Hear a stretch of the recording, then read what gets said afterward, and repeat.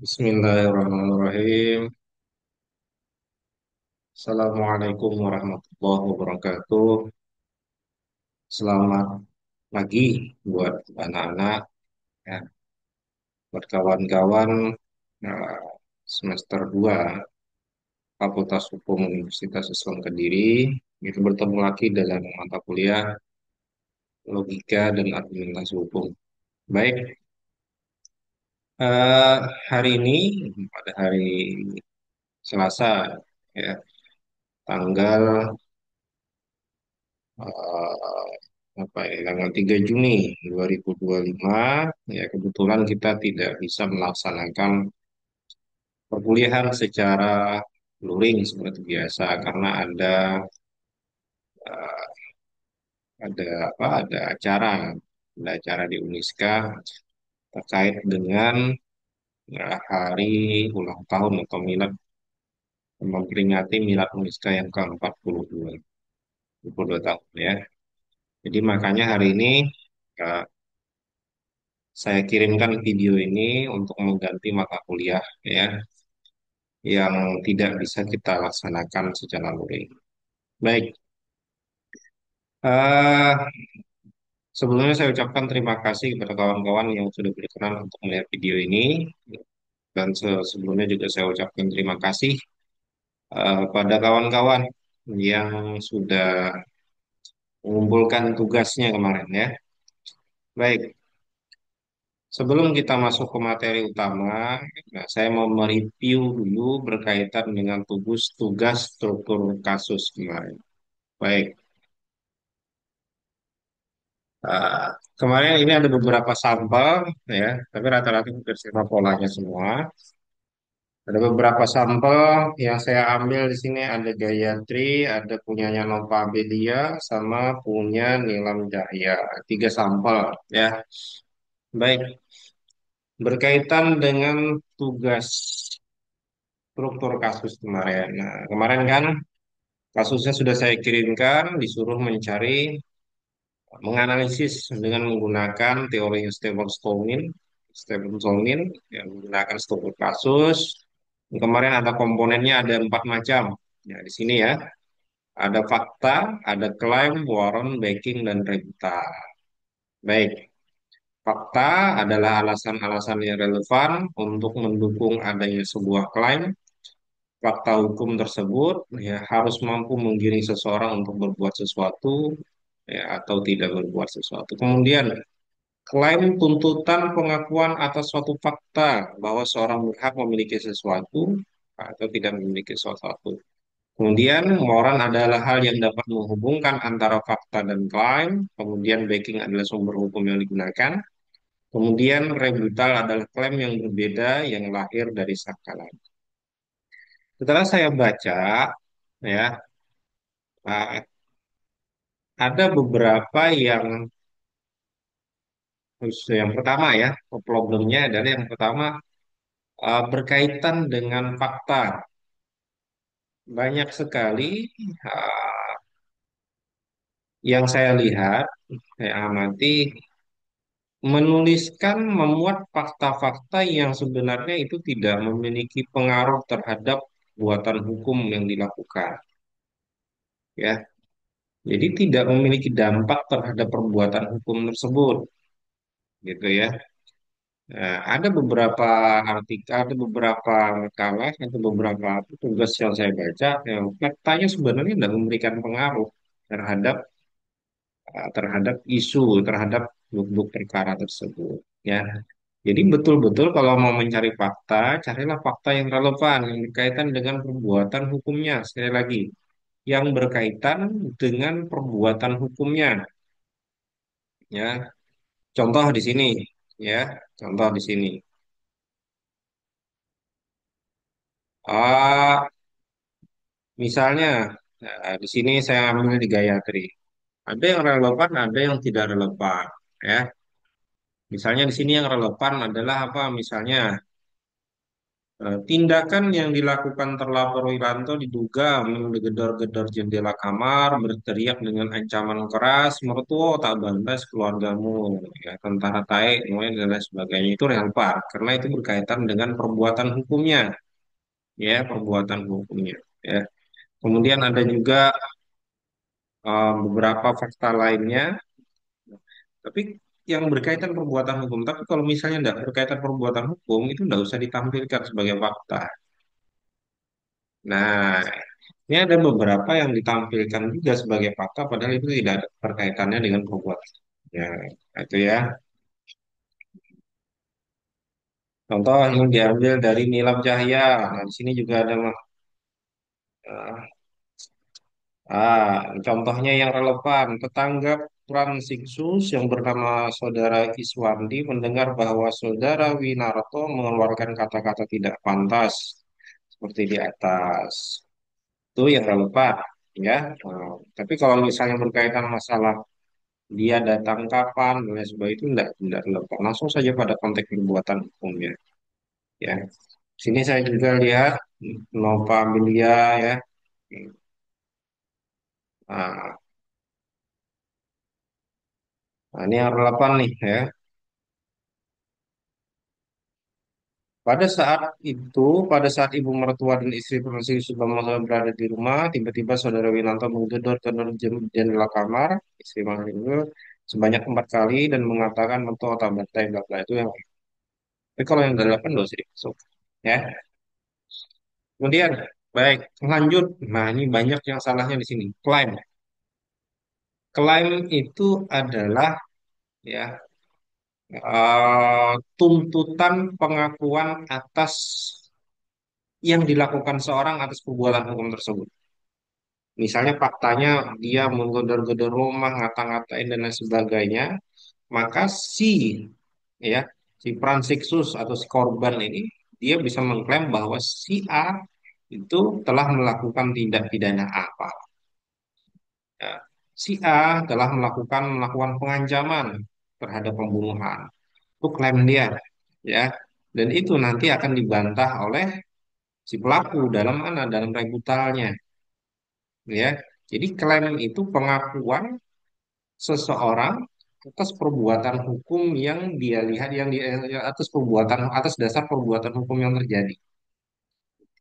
Nah, di sini saya lihat klaimnya ada beberapa yang masih kurang pas, ya.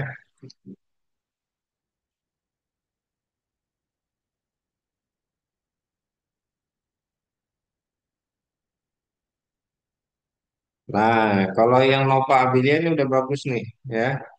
Pada kasus tersebut, Saudara Pramudicius mengklaim bahwa Saudara Wiranto melakukan tindak pidana perbuatan tidak menyenangkan dan pengancaman pembunuhan, pasal 335. Boleh. Tapi klaim ini tidak seperti itu, tidak harus yang harus ada pasalnya, tidak. Klaim ini cuma sebatas bahwa dari perbuatan hukum yang telah terjadi itu kita mengklaim apa atas perbuatan mereka. Dia menggedor-gedor, dia bawa parang, dia gedor-gedor rumah, dia melakukan ancaman, dia menggunakan kata-kata. Berarti apa? Kesimpulannya dia melakukan yang namanya melakukan pengancaman dan melakukan ancaman pembunuhan terhadap seseorang itu cukup ya.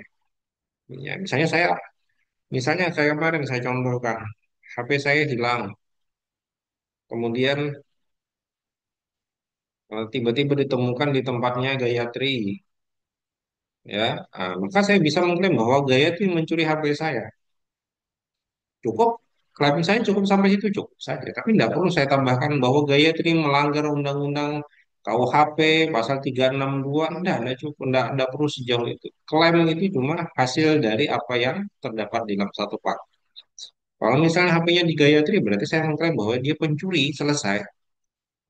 Nah, dia telah mencuri HP saya, itu klaim. Nah, tidak perlu kalian tambahkan bahwa di dalam mencuri dan melanggar ketentuan pasal sekian, enggak. Ya, karena ada beberapa yang saya lihat yang masih kurang baik di klaimnya. Contoh misalnya Nilam Cahya, klaimnya apa tindak pidana tidak menyenangkan terdapat pada pasal. Nah, klaim itu bukan itu. Klaim itu adalah pengakuan kita. Kalau dalam konteks ini adalah pengakuan si korban atas tindakan yang dilakukan, perbuatan hukum yang dilakukan oleh Winarto. Jika dia genda-genda rumah, dia bawa parang dan lain sebagainya, maka saya bisa mengklaim, korban bisa mengklaim bahwa dia melakukan ancaman pembunuhan terhadap saya. Dan itu cukup. Itu namanya klaim. Tidak perlu yang lain, ya. Itu nanti tolong perbaiki, ya. Kemudian warrant. Warrantnya apa? Nah, warrant tuh kayak gini contohnya. Ketika bukti-bukti tersebut, fakta-fakta tersebut sudah ada, maka warrantnya apa? Contohnya, ya, dapatkah Saudara Winarto dimintai pertanggungjawaban berdasarkan pasal 335 ayat 1 Kitab Undang-Undang Pidana. Itu orangnya. Artinya apa? Dia menyimpulkan dari fakta dan klaim. Nah, maka kesimpulannya batasan menghubungkan. Makanya kan kata waran itu hal yang dapat menghubungkan antara fakta dan klaim. Nah, batasan terakhirnya itu ada di waran. Makanya waran itu bisa berbunyi seperti ini.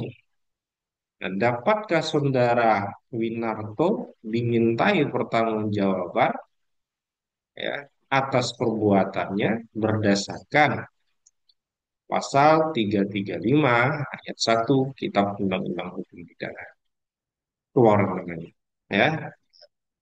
Kalau backing itu adalah dasar hukumnya. Sumber hukumnya apa? Kalau sumber hukum di sini udah betul, udah banyak yang betul, udah salah. Ya, tapi yang kebanyakan salah itu ya fakta, klaim, muaran itu banyak yang salah di situ. Ya, saya lihat masih belum, bukan salah, masih belum sempurna lah, ya. Nah, kemudian rebutal juga alhamdulillah sudah bagus ya. Rebutal itu balasan atau sangkalan dari pihak pelaku. Nah, kalau dalam konteks ini, kalau klaim itu ada dari pihak Fransiskus Bambang Sunanto. Kalau dalam konteks ini berarti rebutalnya adalah dari pihak Winarto sebagai pelaku. Ya. Nah, nah, kalau di sini kalau saya ambil eh,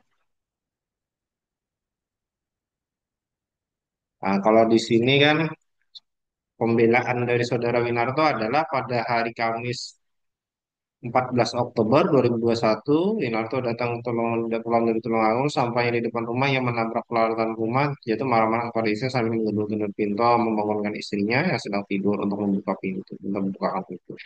Itu pembelaan dari saudara Winarto itu kan yang disebut dengan rebutal, ya.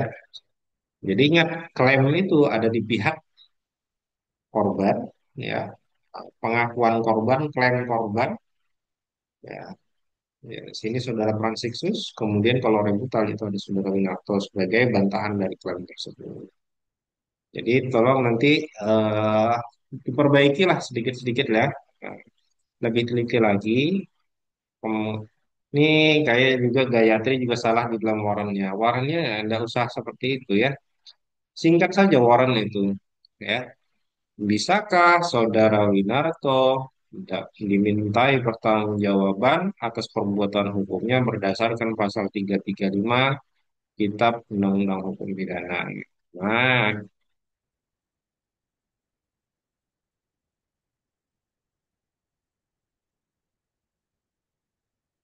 karena gini, klaim itu tidak usah menggunakan pasal, tidak usah, nggak apa-apa. Ya, karena apa? Berdasarkan dari fakta. Gitu. Karena dalam faktanya, dalam prakteknya di masyarakat, masyarakat tidak bakal tahu pasal berapa ketika terjadi kejadian tersebut. Tidak bakal tahu. Ya, kecuali orang hukum ya. Nah, kalau masyarakat umum udah bakal tahu. Dia diancam ya, dia diancam pembunuhan dan sebagainya, maka dia akan melaporkan itu berdasarkan apa yang fakta yang dialami, ya. Dia diancam dengan pembunuhan dan sebagainya, maka dia melaporkan ke polisi, saya diancam, Pak, melaporkan saya diancam. Apakah dia tahu pasalnya? Itu bukan tugas dia, tugas kepolisian menentukan pasal itu relevan atau tidak, ya.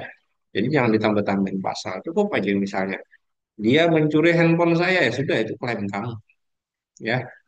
Nggak perlu ditambah-tambahin dia mencuri handphone saya karena dia melanggar ketentuan bla bla bla bla. Nggak usah. Cukup awalnya saja. Mungkin itu ya. Nah, nanti tolong diperbaiki lagi. Saya rasa Bukan salah, masih kurang sempurna ya. Nanti harapan saya ketika UAS nanti bisa lebih perfect lagi jawabannya. Baik, sekarang kita masuk pada metode inferensi hukum. Ya, metode inferensi hukum buku 5. Ya, apa itu inferensi hukum? Inferensi hukum yaitu bagian dari penalaran hukum. Ya, Eh, inferensi sangat berkaitan dengan logika yang dikemukakan sebagai disiplin yang mengkaji keabsahan sebuah kesimpulan, sedangkan inferensi adalah teknik bagaimana kesimpulan yang absah dicapai. Jadi, inferensi itu adalah teknik atau metode penyimpulan atau metode bagaimana kita menarik kesimpulan, ya. Kesimpulan yang bagaimana? Kesimpulan yang absah dan dapat dipertanggungjawabkan itu inferensi. Ya. Nah, jadi namanya inferensi dan dia bagian dari penalaran. Jadi metode, larinya metode bukan hasil. Kalau mau hasil kan logika. Kalau inferensi itu metode, dia penalaran. Intinya bagaimana cara kita ya, bagaimana metode untuk menarik kesimpulan yang absah dan dapat dipertanggungjawabkan itu namanya inferensi. Baik, kita lanjutkan. Nah, inferensi ya dalam mengambil kesimpulan metodenya itu ada tiga macam inferensi. Ada inferensi induksi atau induktif, ada inferensi deduksi, ada inferensi abduksi. Jadi tiga itu ya. Nah, tiga itu nanti ada induksi, deduksi, dan abduksi. Ya, mungkin waktu kawan-kawan sekolah menengah ya, SMA atau MA, sudah pernah mendengar istilah ini, induksi dan deduksi. Tapi cukup dua itu biasanya induktif dan deduktif. Tapi baru kenal mungkin dengan istilah abduksi. Ya, jadi teknik pengambilan kesimpulan itu sebenarnya ada tiga. Inferensi induksi, inferensi deduksi, dan inferensi abduksi. Nah, kita bahas hari ini dulu tentang inferensi induksi dan deduksi. Nah, untuk inferensi induksi adalah inferensi teknik penyimpulan yang dimulai dari proposisi khusus yang berupa baik bisa berupa kenyataan atau pernyataan ya, yang bersifat khusus dan terbatas lalu diakhiri dengan proposisi yang bersifat umum. Jadi proposisi yang bersifat khusus bisa berupa kenyataan atau pernyataan kemudian ditarik menjadi proposisi yang bersifat umum. Dari khusus ke umum, tariknya itu ya, dari khusus ke umum. Khususnya bisa kenyataan, sifatnya ya, bisa berupa kenyataan, bisa berupa pernyataan. Nanti ditarik ke bawahnya menjadi proposisi yang bersifat umum. Contoh, ini contoh umum dulu ya. Ini sebelah sini paling ini ya. Contoh umum dulu. Besi dipanaskan memuai, seng dipanaskan memuai, emas dipanaskan memuai. Ya, itu proposisi khususnya. Mana proposisi khususnya? Ada pada kata besi, ada pada kata seng, ada pada kata emas. Itu proposisi khususnya. Artinya apa? Dia merujuk pada subjek, pada objek secara langsung. Besi, seng, emas itu merujuk pada objek secara langsung. Ya,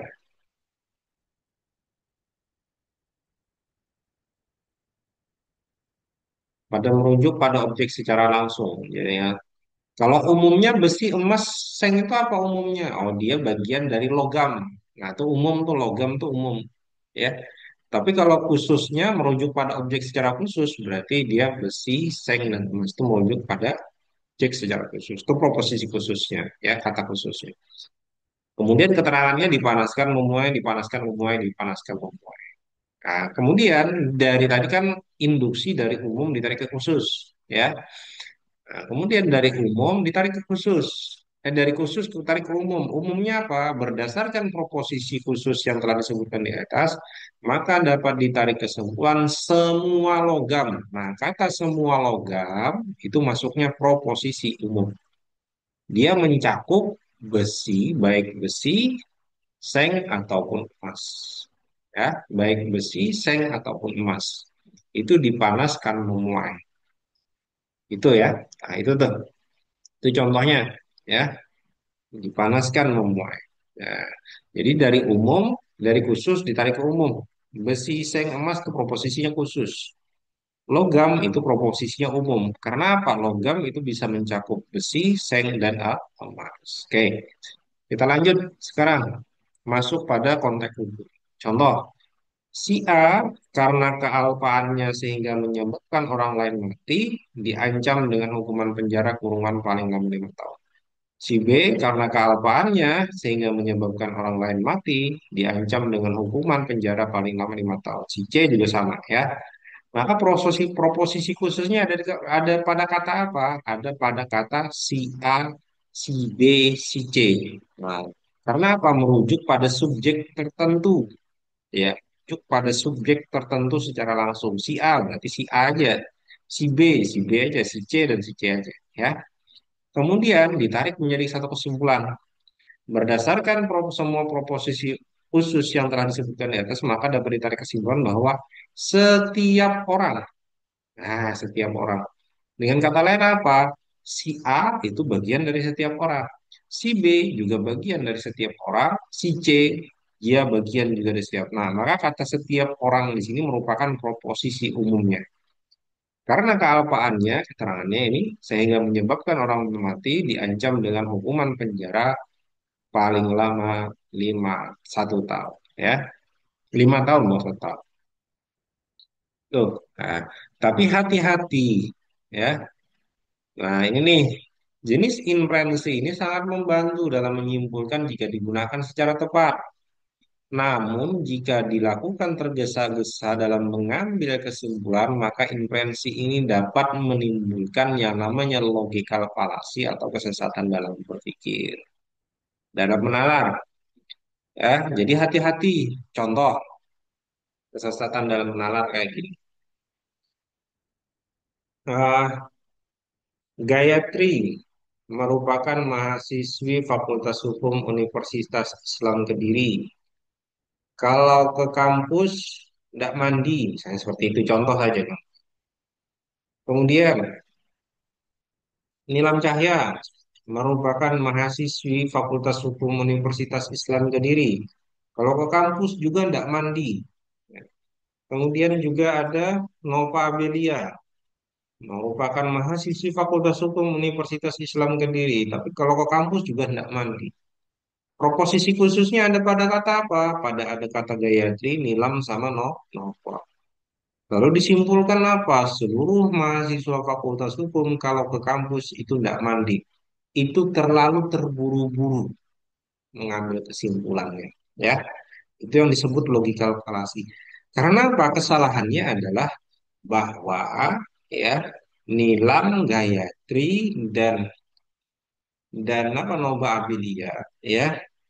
Nah, itu dia hanya sebagian atau mewakili dari keseluruhan fakultas hukum. Jadi jangan diklaim bahwa 3 orang ini tidak mandi, lalu semua fakultas hukum juga tidak mandi kalau ke kampus. Tidak seperti itu. Maka ya kesimpulannya yang baik adalah ya berdasarkan inferensi di atas, maka sebagian nih proposisi umum mewakili siapa? Mewakili Nilam, Gayatri, dan Nova. Nah, itu tuh sebagian mahasiswa Fakultas Hukum kalau kampus nggak mandi itu mewakili. Tapi kalau diklaim bahwa semua mahasiswa Fakultas Hukum itu kalau kampus nggak mandi, nah itu kesalahan yang namanya logical fallacy. Ya, nah, jadi hati-hati di dalam nalarnya dengan mengambil kesimpulan. Ini contohnya. Ini. Terdakwa satu ya, kasih contoh yang lain lagi yang berkaitan masalah logical fallacy, kesalahan dalam menalar menggunakan inferensi, induksi. Proposisi khususnya terdakwa satu adalah penjual narkotika dari Fakultas Hukum. Terdakwa dua adalah penjual narkotika dari Fakultas Mahasiswa Fakultas Hukum. Terdakwa tiga adalah penjual narkotika dari mahasiswa Fakultas Hukum. Nah, proposisi khususnya ada di kata apa? Terdakwa satu, terdakwa dua, terdakwa tiga.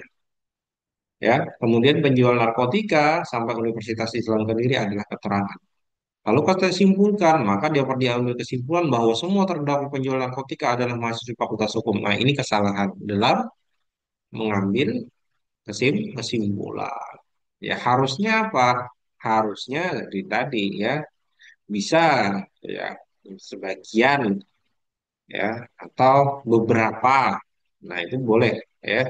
Jadi jangan kita klaim seluruhnya. Ya, seluruhnya itu berarti bahaya ya. Oke. Jadi hati-hati, jangan tergesa-gesa mengambil kesimpulan. Kemudian inferensi deduksi. Apa itu inferensi deduksi? Nah, inferensi ini adalah teknik penyimpulan yang dimulai dari proses posisi umum menuju proposisi khusus. Dari umum ke khusus. Tadi kalau dari induksi, tadi dari khusus ke umum. Jadi ingat baik-baik, kalau induk berarti khusus ke umum. Kalau deduk berarti umum ke khusus. Ya, itu ya. Jadi yang kebalik. Nah, penarikan kesimpulan secara deduktif ya biasanya menggunakan pola pikir yang dinamakan silogismus atau silogisme ya. Pernyataan yang mengandung silogismus ini disebut premis yang kemudian dapat dibedakan antara premis mayor dan premis minor ini lebih rumit daripada yang deduktif ya. Kesimpulan merupakan pengetahuan yang didapat dari inferensi deduktif berdasarkan kedua premis tersebut. Oke, kita belajar silogisme hukum lagi ya. Inferensi, deduksi. Jadi kalau inferensi induksi itu hanya ada proposisi umum dan proposisi khusus. Selesai.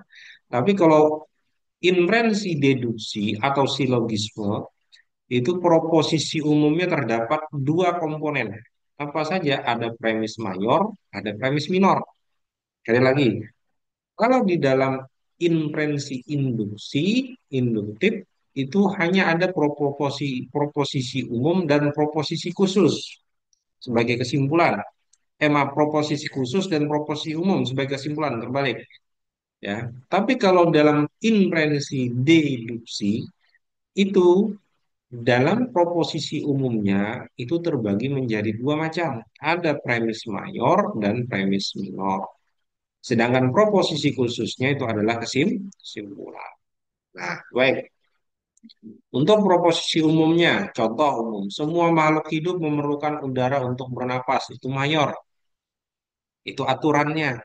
Ya, yang namanya makhluk hidup aturannya perlu udara untuk bernapas. Sekarang faktanya Dewi adalah makhluk hidup, ya. Dewi adalah makhluk hidup. Artinya apa? Kesimpulannya Dewi memerlukan udara untuk bernapas. Nah, itu tuh untuk kesimpulannya.